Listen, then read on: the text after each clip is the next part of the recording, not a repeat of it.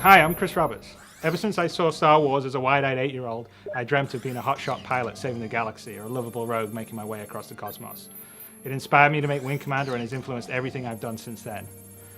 10 years ago, after 20 years of making games, I was burned out, so I took a break, but I never stopped playing games nor loving them.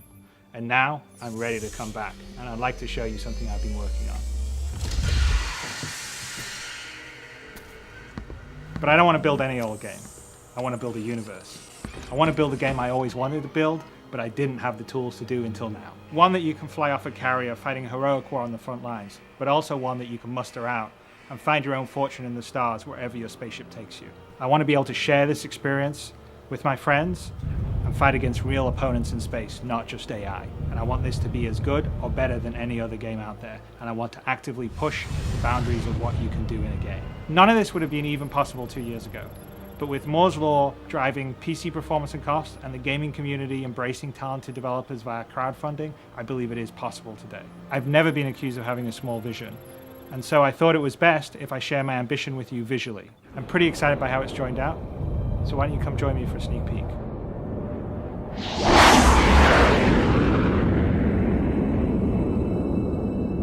So I want to bring the space sim back. I want to bring the space sim back to the glory that it used to be in the 90s when I was making the Wing Commanders and when I was doing games like Privateer and Freelancer.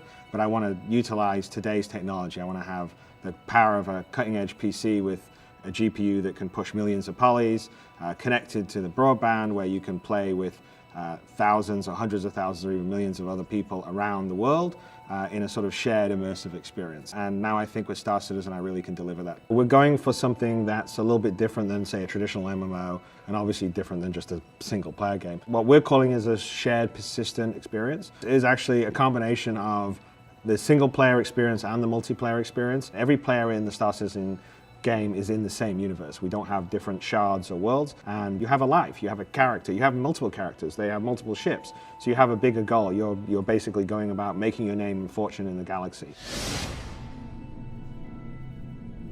So Squadron 42 is the single player experience in the Star Citizen game and world, and Star Citizen itself is the multiplayer persistent universe experience where you'll adventure around in a galaxy with hundreds, thousands, potentially millions of other players. They both kind of coexist in the same world. So Squadron 42 is a narrative single player story that will lead you into the open sandbox game that Star Citizen is. So the single player campaign in Squadron 42 unfolds very similar to the way Wing Commander did. So Wing Commander was set up in such a way that depending on how you performed in missions or how you interacted with your wingmen and pilots, it would determine sort of how the story evolved. So your actions sort of affected the narrative of the story. We're doing that in Squadron 42 to a level of fidelity and detail more than we ever did in Wing Commander. So definitely your actions will affect and evolve how the story goes, as well as how your relationships with your co-pilots are and other people aboard the carrier that you're based on. One of the things I'm most excited by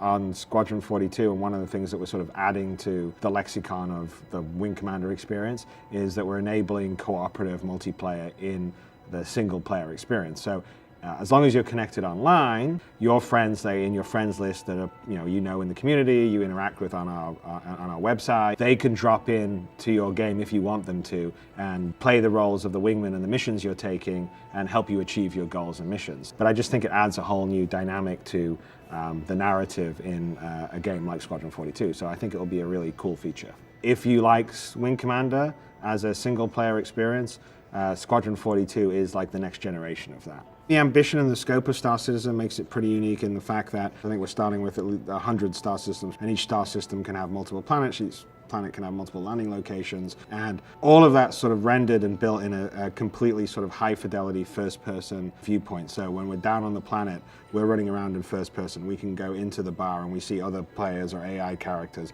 and we can talk and converse with them and get missions. We can walk out of there, go to the ship dealer and buy a new ship. You can walk to the landing pad where your ship's sitting and get into it all in first person, sit down in the cockpit, take off, go out into space. So there's a level of sort of detail and fidelity that I don't think is currently out there in other space games, certainly right now. One of the great things about Star Citizen is there are a lot of different roles you can play in it. You can be a mercenary, you can be a bounty hunter, you can be a merchant trader, you can be a pirate. And we've designed and built a lot of different ships to sort of fill those roles in terms of, this ship's good for dogfighting, this ship's good for hauling cargo. Also, we have a lot of equipment that you can buy or you can find or you can acquire or you can upgrade in the game that will allow you to customize your ship for the roles you want to play. I think that's one of the most exciting parts of the game, is just that sort of free form and the amount of different things that you can do, and that's kind of what Star Citizen's about. And so I really felt I wanted to come back and make a game that pushed PC hardware in the way that Wing Commander used to do in the old days. Power of today's PCs are going to allow me to do a much more immersive experience than I could ever do back in the 90s when I was making Wing Commander. The level of detail and graphical fidelity will just allow more functionality, a lot more detail in terms of the ships, so we can simulate the systems and the physics in a way that we never could before because we just didn't have the processing power. So we're supporting Oculus Rift, which is this great VR headset.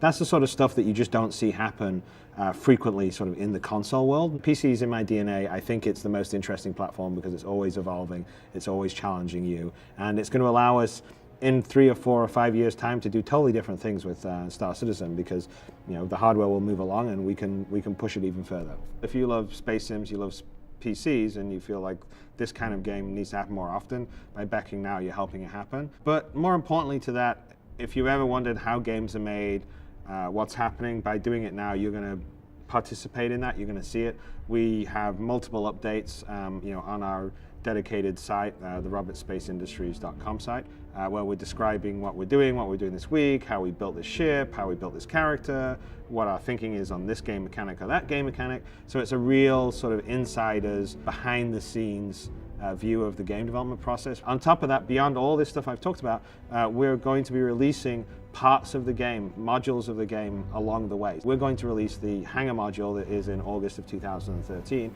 and that module will allow you to walk around the ships that you've backed or pledged on the site, in the engine, see what they are, get inside them, check them out. Ultimately, we're going to enable multiplayer where other players can come in and check out your hangar.